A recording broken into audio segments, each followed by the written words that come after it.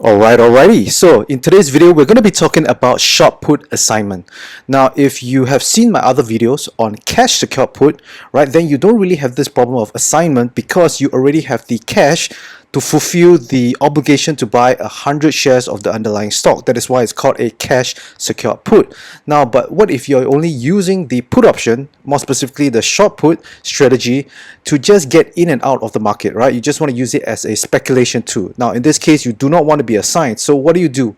How do you avoid getting assigned? And what do you do if you are assigned early? So what happens when your short put is assigned? All right. So as long as your short put is in the money, right, that's the only time when you can have a chance of getting assigned. If it's out of the money, there's no way you can get assigned. So if it's in the money, there's always a possibility of getting assigned early. So when you're assigned on your short put, you will get long 100 shares per contract. So for example, let's say you have sold a put option at the $175 mark. So you can see that the market is below here. So this is in the money. Anywhere that is below the short put strike price, it is considered in the money, and there's always a possibility of getting assigned. So what happens when you're assigned? So when your short put is assigned, the broker will basically make you buy 100 shares of the underlying stock. So you're obligated to buy. So you're assigned on these 100 shares, which means you need to have the capital to buy this 100 shares. So your broker will take the cash that is needed to fund this 100 shares from your account. So for example, if this is the strike of 175, that means if you get assigned on this shares, that means you need to put up $17,500 in terms of cash, or the margin will be normally 50% of it. Now, what happens if you don't have enough cash? If you don't have enough cash, then this is where you will get a margin call. All right, so this is very important to understand and what you need to do if you get a margin call. So if you have a covered call position, previously I talked about covered call assignment, you don't have to worry about getting into a margin call because that will never happen, because you have long 100 shares, and then by selling a covered call, basically what the position is doing is that if you get assigned, your shares will just be taken away. So now your long 100 shares will be net zero. You have no position. So there's no way for you to get a margin call. But for the short put, it's very different. For the short put, you will buy the 100 shares of the underlying stock if you get assigned. So this is where you need to have the cash to get assigned on the 100 shares. So here are a number of short put assignment questions that you might have. So let's say, for example, you get assigned and then you don't have enough cash, you're going to get a margin call. So what happens if you get a margin call? And what do you do if you get a margin call? Now, what do you do if you're assigned on your short put as well? And how do you avoid getting your short put assigned? So these are the questions, or rather the most common questions that people have when it comes to getting assigned on their short put. So the very first thing you want to take note of is, what do you want to do if you get a margin call? So first of all, don't panic. Right, a margin call is a very standard procedure. It's not like you committed a crime. What it just means is that you need to top up your account. So if you get a margin call, the broker will contact you to ask you to top up your account. And if you do not do anything, your broker will basically just close out the positions in your account to meet their margin requirement. Right, so if you have multiple positions on, your broker will just close out the positions that they need to close out in order for you to meet their margin requirement, right? So some positions you might be holding on in eventuality that it becomes a profit. Well, if you have a margin call, your broker could just close that out, all right? So it's very important. So what you want to know is, how long do you have to rectify the situation the moment they contact you? Well, according to FINRA, which is the Financial Industry Regulatory Authority, let me just change that. There's authority. Right, it says that you have roughly 2 to 5 days. You have 2 to 5 days in order to rectify this situation. So many margin investors are familiar with the routine margin call, where the broker asks for additional funds when the equity in the customer's account declines below certain required levels. So normally the broker will allow from 2 to 5 days to meet the call. So this is the time where you want to rectify your short put situation, or rather the 100 shares that you're long. So if you are assigned on the short put, you simply have to do these two actions, right? You just have to first sell off the 100 shares, and then you sell the put option at the same strike, but with a longer days to expiration. You need to sell off your 100 shares because now you are long 100 shares. So when you're long 100 shares, what you need to do is you need to sell off this one. So now you become a net 0 shares position, and then you sell one short put. All right, so basically what you're doing is you're reinstating the position which you originally had, which is the short put position. Now you want to sell it at the same strike price. Of course, that is the way to resume the position, but this time with a longer days to expiration. Now, chances are that if you are assigned on your short put, there must be most likely less than 30 days on your expiration, right? That's generally the time where you will get assigned, if you do get assigned at all. So you want to choose a days to expiration, right, the DTE, to be longer than 30 days. You want it to be more than 30 days, and the reason is because when you have a expiration date that is longer than 30 days, there's going to be some extrinsic value left. Extrinsic value is very important when it comes to knowing whether you're going to get assigned or not. All right, so this is what I'm going to talk about in the next slide. But for now, what you need to understand is that you want to reinstate a position that is longer than 30 days. All right, so this is all you need to do. And you want to do this in a single order ticket. So this way you do not have like a price difference between your short put and the 100 shares. So you can do this in the Thinkorswim platform. All you have to do is to right click on the put side, right, the strike that you want on the put option, and then you just click the covered stock position. So what it does, you can see that it sells off the stock which you have, the 100 shares, and then you sell the one put option. So the moment you do this, the shares will be sold away, so you relieve the margin, the buying power needed, right? You relieve all the margin that have used up where you borrowed from the broker, and then you resume back this short put position again. So that's simply it. So when you sell your shares and sell another put option at the same strike, you're simply resuming your initial short position. So one thing you want to understand is how to avoid this situation in future, right? So this is when you're in danger of early assignment. So you're likely of early assignment on your short put when firstly your short put is in the money and the extrinsic value is very little and there's very few days to expiration. The key thing down here is the extrinsic value. So as long as there's still a decent amount of extrinsic value left in the short put, you're unlikely to get assigned even though you're in the money. Now, you may not realize this, but actually early assignment is not as common as you think. So here's what we're going to do, right? So we're going to try and put ourselves into the mindset of the put buyers, and then from there we're going to understand a little bit whether we're going to get assigned. And from the put buyers point of view, we're going to see whether we're actually going to exercise this put option. So for example, you sell a put option here. So for example, you know, $120 is the place where you think that the market will continue to go up. All right, so just as an example, we're going to sell a put option 120. So you sold an out of the money put option for $2. Now let's flip the table around, turn the tables around, and now let's see things from the put buyer's perspective. So you sold the put option, so most likely you would have sold it to somebody who wants to buy a put option. All right, so when they buy the put option, they will pay $2 for it. All right, so they pay $2 for the out of the money put option at the same strike price. So you're the counterparty of this put option, right? So the put buyers is the counterparty of the put option that you sold. Now, why would they want to buy it? What's the reason why someone would want to buy a put option? So there are two reasons. Number one is to speculate to the downside. That means all they're doing is just buying the put option and hopefully they want to sell away the put option for a profit. Most of the time, that's the case, right? The other way is they want to protect their long stock position. So maybe they had a long stock position already. Maybe they bought somewhere down here. All right, let's just say that they bought 100 shares at this price. So they're afraid that the market will go down. Right? So if the market goes down, at least they have some protection, which means they have kept their maximum loss to where the put option strike price is. So here, let's play a little game of would you exercise the put option if you are the put buyer. All right, so a lot of people are afraid they get assigned. So in order for you to really understand whether you will actually get assigned, you need to put yourself as the put buyer. So imagine that you are the one that actually buys this put option. Then I'm going to give you a number of scenarios, and then from these scenarios I want you to ask yourself whether you would actually exercise the put option. Okay, so the first scenario. So scenario number one, you already bought a put option at 120 strike price. You bought it for $2 and now the stock has dropped to $115. So this is actually a very good scenario for you because now you're in profit with the put option. right? Because you bought a put option, you actually want the market to go down. So here are the details of your put option. So your put option is now worth $6, right? You bought it for $2, it's now worth $6, and this put option comprises always of two values, right? If it's in the money, there's always intrinsic value and extrinsic value. So intrinsic value is $5. Basically, it's just the difference from the strike price to where the current price is. So because there's a $5 difference, the intrinsic value of your put option now has $5. It started off with $0 because it was out of the money.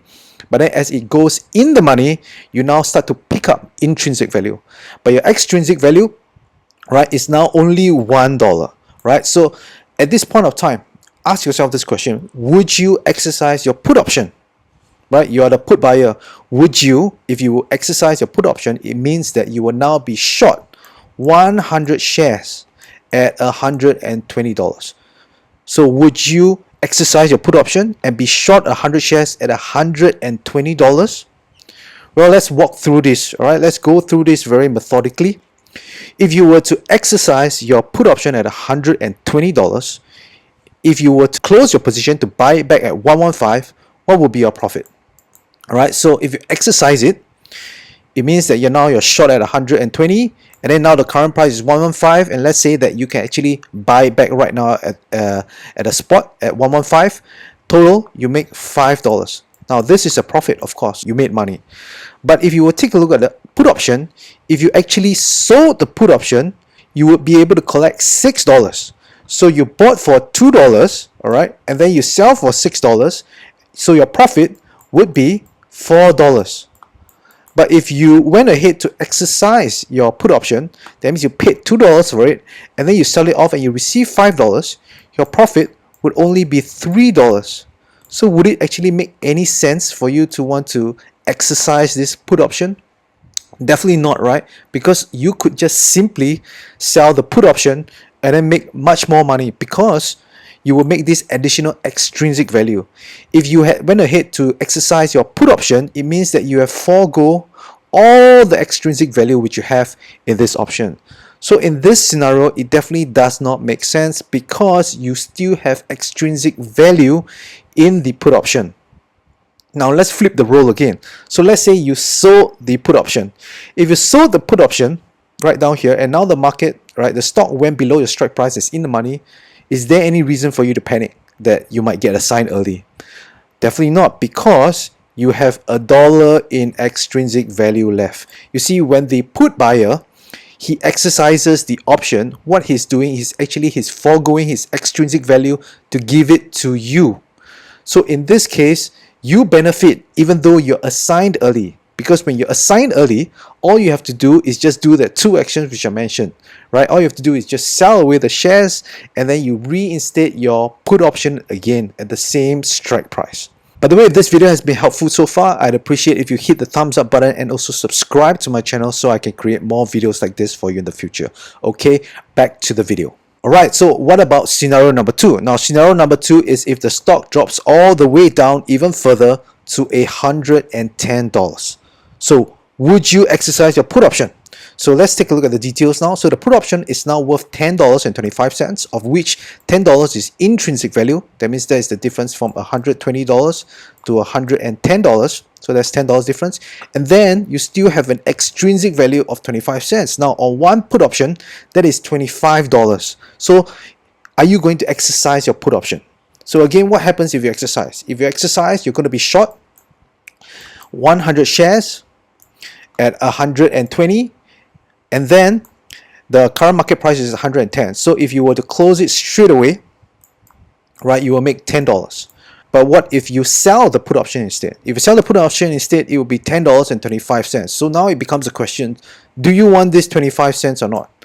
Right? So most likely you would want, right? That is still money, right? That's $25.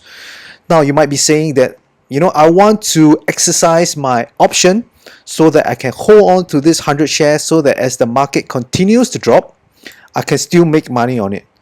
Right? If you're thinking of that, then there's no difference if you still held on to your put option. Because if you still head on to this put option, as the market drops, do not forget that your intrinsic value actually also increases together with the stock dropping. right? So if the stock drops all the way to $100, then you will still be making $20 in terms of intrinsic value. If you want to exercise this put option with the shares, you will still have $20 of intrinsic value as well. The only bonus with the put option is that you could still have some extrinsic value even though it went all the way down here, right? So at this point of time, there really is no reason for you to want to exercise your put option as the put buyer. Now, you might be asking, what if you are there, you got this put option just to protect your long stock position? So you have 100 shares. Let's say maybe you bought at $125, right? So you got 100 shares down here. So at this point of time, let's say it drops to $110. Would you want to exercise this option and then you just take the loss at $120? Would this make sense to you?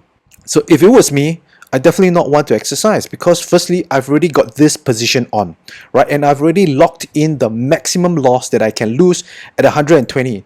So it doesn't matter if it goes to 110 or it goes all the way down to, $0. It doesn't matter, because I've already got this put option down here that has already secured the maximum loss for me. And I can exercise this anytime I want before expiration. So if there's still some time left before the option expires, maybe there's still like 30 days left. If there's 30 days left to expiration, why would I want to exercise the put option now when I can exercise it another time? Right? I can exercise it any other time.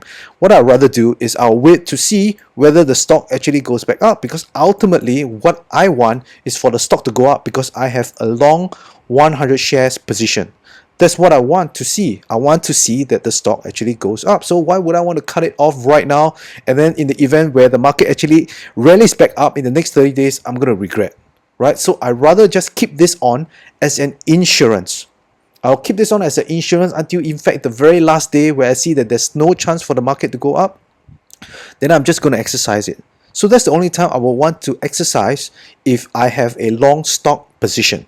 So in both cases, there is no reason for me to exercise this put option when the stock drops to $110 and there's still some extrinsic value left.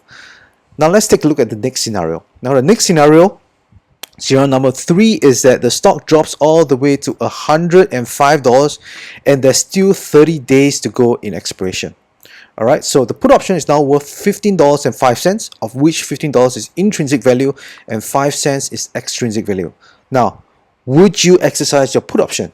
So take a moment to think about this. You can pause the video. Alright, so if you have really thought hard and thought long about this, you'll realize that there may not actually be a reason for you to exercise the put option, because there's still quite a bit of time left. There's still 30 days to expiration, right? And if I was to exercise my put option right now, what am I going to do with this 100 shares? Right? Am I going to close it out immediately at 105? And as we have seen in the previous examples, the previous scenarios, if you were to close out immediately, it makes no difference than if you were to just sell off the put option, because the put option already have the embedded intrinsic value from this point all the way to here. And with the put option, you still have the added benefit of this extrinsic value. So in this case, you at least still get $5. Now the key thing is that there's 30 days to expiration left. So there really is no hurry for you to exercise this put option, because remember, when you are exercising a put option, what you're doing is you're foregoing the right of this extrinsic value. Alright, so as long as there's still extrinsic value for you, it will be better off for you to just sell off the put option if you want to capture the profits. At no time during this time down here that you would want to actually exercise this put option. So it goes the same whether you're speculating or if you are protecting your long stock position on this stock, right? So you have 30 days to go. If you still have a long stock position, again, you would just wait, right, to see if the market actually bounces back. Because at the end of the day, you're not trying to profit from the put option if you are using it as an insurance. You're using it as protection. If you're using it as protection, all you're doing is just waiting to see that whether the stock will actually bounce back up before this option expires, right? And if the option is going to expire on the day itself, let's say it's the last day left, and you see that it's below your strike price, then of course you go ahead to go and exercise it to cut the maximum loss that you have, right, at this strike price and where you went long 100 shares. Alright, so let's take a look at the last scenario. So scenario number 4, same thing, the stock drops to $105, so same as scenario number 3, but the difference is that there is 7 days to expiration left. So there's only 7 days. And now the put option is worth $5.01. Alright, so this is a typo, so it's $5.01. The intrinsic value is $15, and there's 1 cent left in extrinsic value. So now, here comes the question. So let's say, for example, you're just speculating to the downside, right? You do not have any long shares. Does it make sense for you to now exercise your put option and now become short 100 shares? Well, the answer is it can be, because you see, you might want to still hold on to this position. Right, so for example, you say that you want to short 100 shares and your target is actually not 105. Your target might be $100. Maybe you want to take your profits at $100. But because there's only 7 days left in this put option, you might just want to go ahead and exercise it and then just hold on to the short 100 shares until it reaches $100, right? You don't want to wait to see the next 7 days to see whether it's going to reach the $100. So at this point of time, yes, there is a reason for you to exercise the put option, also because there isn't much extrinsic value left, because there's no real incentive left for you to just sell the put option, because you're only going to get an additional $1. Right, even after commission, this $1 is going to be gone. So you rather get assigned because you plan to continue holding it all the way it goes down further. So in this case, then you would want to exercise your put option. Now think about this. As the buyer of the put option, why are you now suddenly wanting to exercise the option when the previous 3 scenarios you have not wanted to exercise your put option? What's the reason? Now, if you go through this thought process, you will realize it's because you saw that there's not much time left. You saw that there's only 7 days to expiration and there's only 1 cent in extrinsic value. That is why you're considering to actually exercise the put option. So now if you flip the scenario around, when you are the put seller, so now you have the short put position, now you will realize that if you are the put option buyer, this is the time when you want to exercise your put option, where you have very little days to expiration left. So this is the only time as the put buyer that you are only thinking of exercising. So that means that if there is a lot of DTE left and there's still a lot of extrinsic value left, then you're not likely going to exercise this put option. So now that you know what goes through the mind of a put buyer and when they would actually likely exercise their put option, how do you avoid early assignment? So there are 2 methods, right? The first method is a defensive method. That means you do not want to let your short put get in the money. So if you don't want to let your short put get in the money, that's when you will roll out and down once the underlying stock reaches your strike price. So for example, this is the stock price right now, and you may have sold a short put down here. So you sold one put option at this price, and at this point of time, as the market gets closer to your strike price, this is where you want to roll.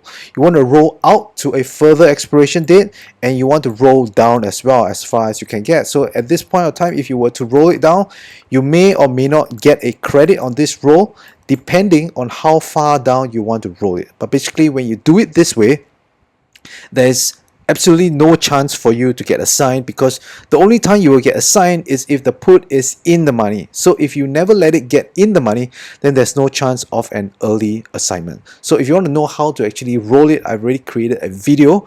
It's called the Short Put Rolling Masterclass. You can go ahead and watch that. I put the link at the top right hand corner of this video. Now the next is what I call the extrinsic value preservation method. Now the difference between this method and this method is that with the defensive method, you could find yourself rolling to very far out in time, right? Because you do not want it to get in the money at all. So you could find that maybe you sold this when there's 45 days to expiration. But then in 10 days, let's say in 10 days, it starts to touch your strike price. So that means you actually have 35 days left. But because you want to use this defensive method, you want to roll out and down, that means you have to roll to a further expiration date. So now that you're at 35, you may have to roll out to maybe at 60 days. Right? Let's say, for example, you roll to 60 days, and then within another 10 days, it touches your strike again. Then you will have to roll out to an even further expiration date. So with this method, while there's zero chance for you to get assigned, the thing is that you may end up with a put option that has an expiration date is very far out, right? It could go to 90, 180, even a few hundred days. So that is the downside of having this defensive method. Now with this extrinsic value preservation method, you only roll out or roll up and down when there's roughly 21 to 30 days to expiration. So let me just remove all this drawing down here. Right, so for example, you may have sold the put option down here, and let's say there's 45 days left to go. So during this point in time, the market may have just gone, all the way up, and maybe have gone down, go up again, and then come down. So during all this time, you do nothing until there's roughly 21 to 30 days left. So let's say you use 21 DTE. So let's say at 21 DTE, you see that it is now in the money. So now that it's in the money, it's time to roll. Because remember, as we've gone through the previous scenarios, the time when the option buyer, the put buyer, will consider exercising their put option is only when there's very little days to expiration left and when there's very little extrinsic value left. And there's very little extrinsic value left when the option is actually deep in the money. Alright, and there's very little days to expiration left. So you want to make sure that this does not happen with your put option position. So that is why you want to roll it when it's roughly 21 to 30 days. So when it's roughly 21 to 30 days, if it's in the money, you want to see how you can roll it. So if it's just slightly in the money, you can actually roll out and down, right? You could roll out to a further dates to expiration. Ideally, you can roll it back to a 45 days and then you roll it somewhere here, right? It may be still in the money, but that's fine because you know from the previous scenarios, even though it's in the money, there's still some time left in this option, there's still extrinsic value left, and there's very low chance that you will get a sign.